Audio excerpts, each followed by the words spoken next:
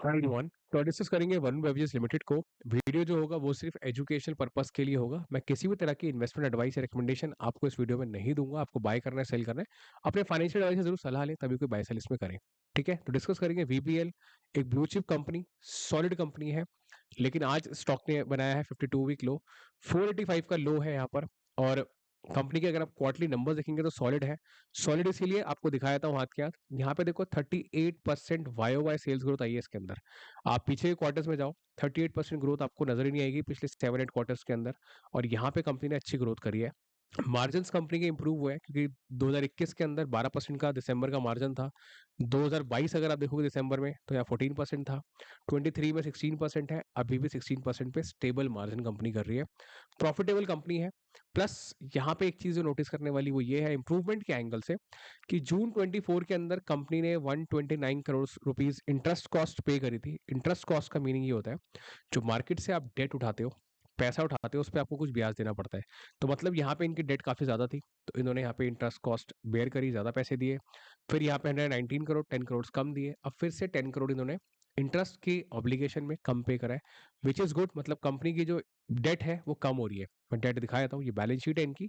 आप बोरिंग्स में आओगे तो यहाँ पे आप देखो दिसंबर 23 में कंपनी की बोरिंग 5400 करोड़ की थी, और यहाँ पे बोरिंग्स अब 2800 करोड़ हो गई। मतलब कि 40% से भी ज्यादा कंपनी ने अपनी डेट रीपे कर दी है, which is a very good thing कि इनकी बैलेंस शीट इंप्रूव हो रही है। प्लस क्वार्टरली नंबर्स के अंदर एक चीज और देखने वाली वो ये है कि यहाँ पे कंपनी का डेप्रिसिएशन जो है वो इंक्रीज हो रहा है। ठीक है, अगर आप यहाँ देखोगे डेप्रिसिएशन 166 करोड़ हुआ, 188, 242, 257 एंड 261। ऑलमोस्ट हर क्वार्टर में इनका डेप्रिसिएशन के नंबर्स बढ़ रहे हैं। तो वो क्यों बढ़ रहे हैं? क्योंकि डेप्रिसिएशन का मीनिंग होता है कि आपके पास जितनी भी प्लांट मशीनरी है, जितनी भी आपके एसेट्स हैं जो डेप्रिशिएट होते हैं, उन पे आपको डेप्रिसिएशन बुक करना पड़ेगा। अब यहाँ पे अगर आप फिक्स एसेट्स में आओगे कंपनी के, तो कंपनी के एसेट्स बढ़ रहे हैं। ठीक है, एसेट्स का मीनिंग क्या होता है? जो प्लांट एंड मशीनरी है। बढ़ क्यों रही है? क्योंकि कंपनी एक्सपेंशन कर रही है। एक्सपेंशन कैसे कर रही है? अलग अलग कंट्री के अंदर अपने प्लांट्स ओपन कर रही है, वो मैं आपको आगे दिखाऊंगा। तो उसके चलते इनका डेप्रिसिएशन बढ़ रहा है, जो कि नॉन कैश एक्सपेंस है, लेकिन वो प्रॉफिट्स को इम्पैक्ट करता है। तो यहाँ तक कोई प्रॉब्लम नहीं है, सब कुछ नॉर्मल है। हर कंपनी में ऐसी होता है, जबकि ग्रोथ काफी सॉलिड है, मार्जिन अच्छे हैं कंपनी के। ठीक है, और मार्जिन ऑफकोर्स दिसंबर में इसीलिए कम होता है क्योंकि ये लोग अपना ईयर एंड क्लोज करते हैं वहां पर, और अपने एम्प्लॉयज को कुछ बेनिफिट्स देते हैं, जैसे कि इनके इंक्रीमेंट्स होंगे या फिर बोनसेस होंगे। तो उसके चलते इनकी एम्प्लॉय कॉस्ट इंक्रीज होती है, इसलिए मार्जिन थोड़ा सा डिप आता है, बट स्टेबल है, क्योंकि ये एक ट्रेंड है, कोई नई चीज यहाँ पे देखने को नहीं मिल रही है। बैलेंस शीट में वापस अगर आएंगे तो आप देखोगे रिजर्व्स इंप्रूव हो रहे हैं। यहाँ पे रिजर्व्स 15,000 करोड़ पर आ चुके हैं। बोरिंग्स घट रही है, cash in working capital increase हो रहा है, कंपनी एक्सपेंशन करती जा रही है, एसेट्स इंप्रूव हो रहे हैं, which is very good. Investors portfolio के अंदर प्रमोटर ने 2% से बेचा है, 2.5% के आसपास प्रमोटर ने बेचा है। लेकिन प्रमोटर अभी भी यहाँ पर मेजोरिटी स्टेक होल्डर है, तो ये भी कोई प्रॉब्लमेटिक चीज इतनी नहीं है। 25% एफआईआई के पास है, जो कि दिसंबर में था। लेकिन एक चीज समझ लो, अभी हम जनवरी क्लोज करके फेब में चल रहे हैं, तो पिछले 1.5 महीने के अंदर ये नंबर्स अपडेट नहीं हुए हैं। तो एफआईआई ने बहुत माल बेचा, तो ये नंबर डेफिनेटली जो 25% पे आप देख रहे हो, कुछ ना कुछ परसेंट घटा होगा इसके अंदर। डीआई का नंबर हो सकता है बढ़ गया हो, क्योंकि डीआई 7% पे है। डीआई अच्छी कंपनी एक्यूमुलेट करता है, तो हो सकता है खरीद लिया हो। और क्योंकि आप देखोगे डीआई क्या करता है, जब भी स्टॉक पिटता है ना, वहां पे अपनी पोजीशंस को इंक्रीज करता है। जैसे मार्च में बेरन था, डीआई 7% पे आ गया था, फिर धीरे धीरे डीआई स्टॉक चढ़ते जाता है, डीआई बेच के बाहर होते जाता है। वही चीज यहाँ पे दिख रही है आपको, फिर से मार्केट ट्रेंड्स के अकॉर्डिंगली स्टॉक पिट रहा है, डीआई एक्यूमुलेट कर रहा है, जब बढ़ेगा डीआई बेच के निकल जाएगा। लेकिन फिलहाल ये जो शेयर होल्डिंग पैटर्न है सॉलिड नजर आता है। तो प्रॉब्लम है कहाँ? हमने इसका मार्केट कैप देखा बड़ा है, पी देखोगे 63 पे आ गया, तो पी कहाँ पहुंच गया है आप देख सकते हो। ये है प्राइस टू अर्निंग मल्टीपल। अगर आप प्राइस टू अर्निंग मल्टीपल को 1 मंथ में देखते हैं हम, तो अपने लो की तरफ है, 6 मंथ्स में लोएस्ट है। ठीक है, यहाँ पे कहीं 67 से भी नीचे आ गया ये। 1 ईयर देखोगे तो 1 ईयर के अंदर भी लोएस्ट है। इसका मीडियन 84 का है। मीडियन का मतलब ये होता है, तो जितना भी इसने यहाँ पे पी अपना ट्रेड किया होगा उसका एक मीडियन निकालते हैं, बीच का नंबर, वो एक मीडियन होता है। तो अपने मीडियन से काफी नीचे ट्रेड कर रहा है। 3 ईयर्स के अंदर मीडियन कितना है? 64। स्टॉक ट्रेड कर रहा है 63.6 पे, तो अपने मीडियन पे ऑलमोस्ट टच हो गया ये स्टॉक। 5 ईयर्स में भी देखोगे तो मीडियन 65 है, स्टॉक ट्रेड कर रहा है 64 के आसपास। ऑफकोर्स चार्ट में आपको नजर नहीं आएगा, क्योंकि बहुत माइन्यूट से लाइंस होती हैं, ये जो अब दिखेंगे नहीं।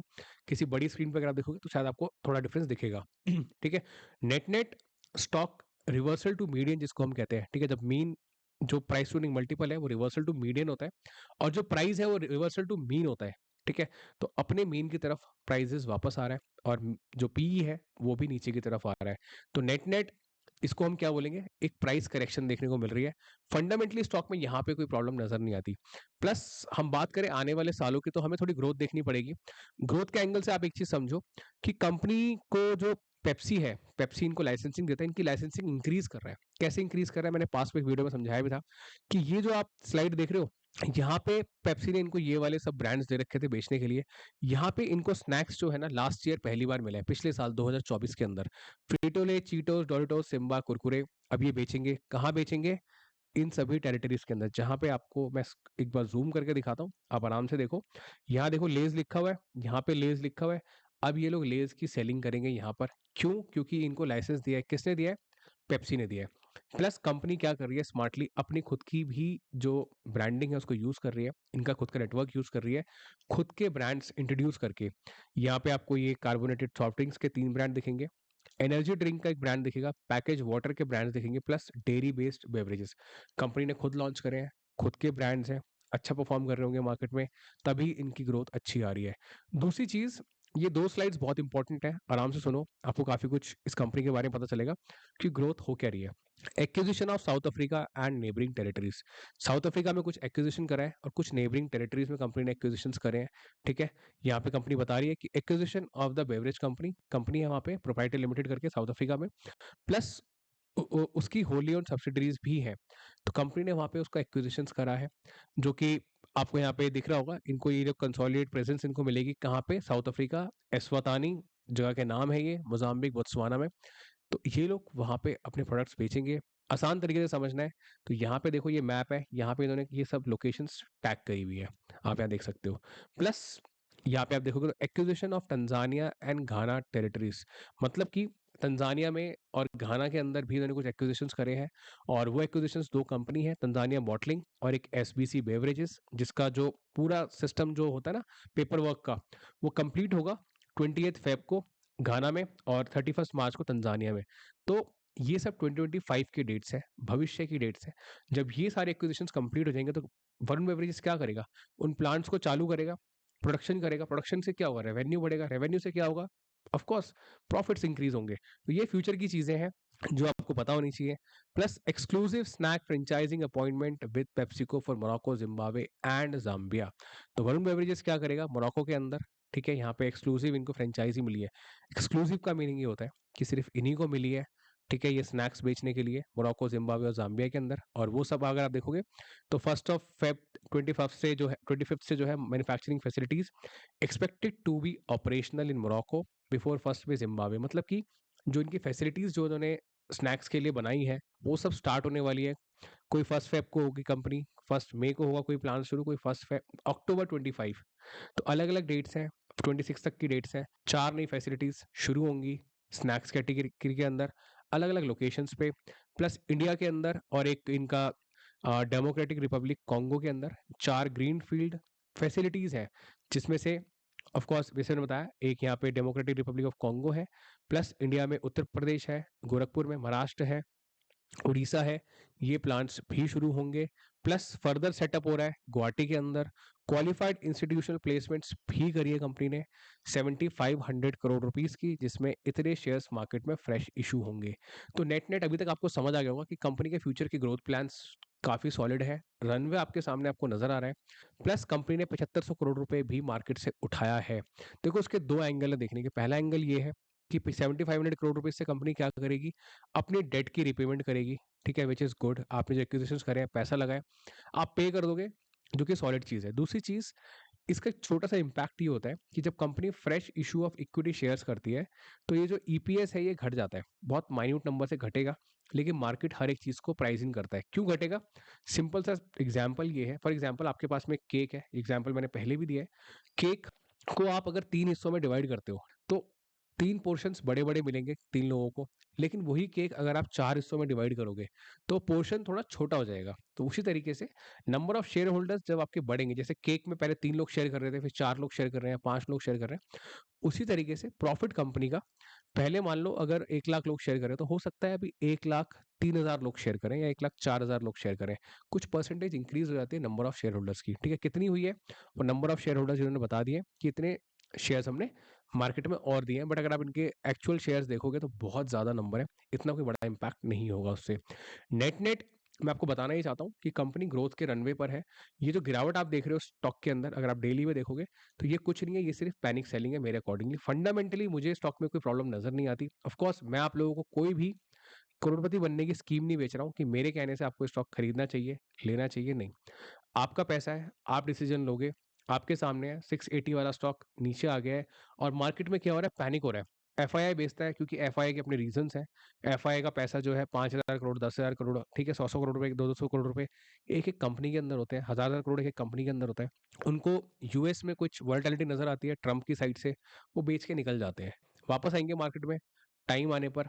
तो हर एक चीज़ का एक टाइम होता है। एफआईआईज़ अभी एग्ज़िट कर रहे हैं और डर के मारे भाव टूट रहे हैं, तो रिटेलर्स भी बेच रहे हैं। और यही सब समय होता है स्टॉक्स को एक्यूमुलेट करने का अपने पोर्टफोलियो में। ऑफ कोर्स वो आपकी मर्जी है। और एक इंटरेस्टिंग चीज मैं आपको दिखाता हूँ, वो ये है कि वरुण बेवरेजेस वीकली चार्ट है, ठीक है, देख लो डब्ल्यू बना हुआ है, वीकली चार्ट है।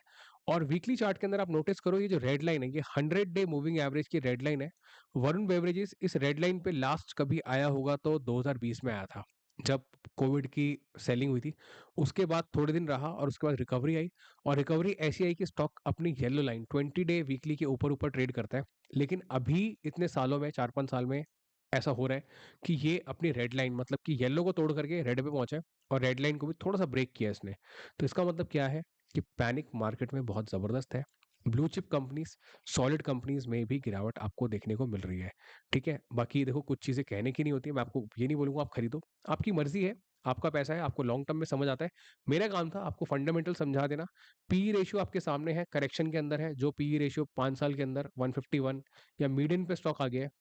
दूसरी चीज, प्रॉफिट्स आपके सामने है, बैलेंस शीट इंप्रूव होती है आपको दिख रही है, चार्ट में आपको गिरावट नजर आ रही है, ठीक है। तो आप देख सकते हो, अगर आपको लॉन्ग टर्म का व्यू है तो एवरेज भी कर सकते हो, आपको लगता है अगर।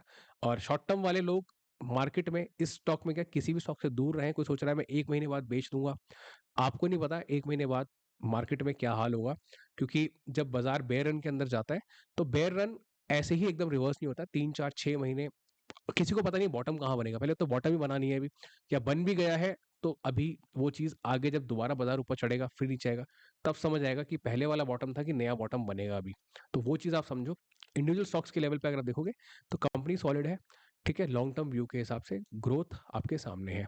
नेट नेट यही पूरा एनालिसिस है। वीडियो अगर आपको इन्फॉर्मेटिव लगा हो, हेल्पफुल लगा हो, कुछ सीखने को मिला हो, तो प्लीज कमेंट जरूर करें क्या चीज आपको स्टॉक के अंदर मजबूत लगती है, आपके पोर्टफोलियो में है, किस भाव में आपने ले रखा है, लॉन्ग टर्म का व्यू आपको क्या लगता है स्टॉक के बारे में। प्लस इस तरह के डिटेल एनालिसिस मैं बाकी और सभी पिटे हुए शेयर्स के ऊपर लाता रहूंगा जो फंडामेंटली स्ट्रांग है लॉन्ग टर्म के हिसाब से, वो आप लोगों के साथ में शेयर करता रहूंगा। तो वीडियो को अगर आप लाइक करेंगे तो और लोगों तक पहुंचेगी, और चैनल को अगर आप सब्सक्राइब कर लेंगे तो आपसे कोई भी जो आगे अपडेट्स है वो मिस नहीं होंगे। आप बेल आइकन दबा लेना, जैसे भी अपडेट लाऊंगा आपको मिल जाएगा। तो इस वीडियो के लिए इतने, मिलते हैं अगली वीडियो में। Thank you so much.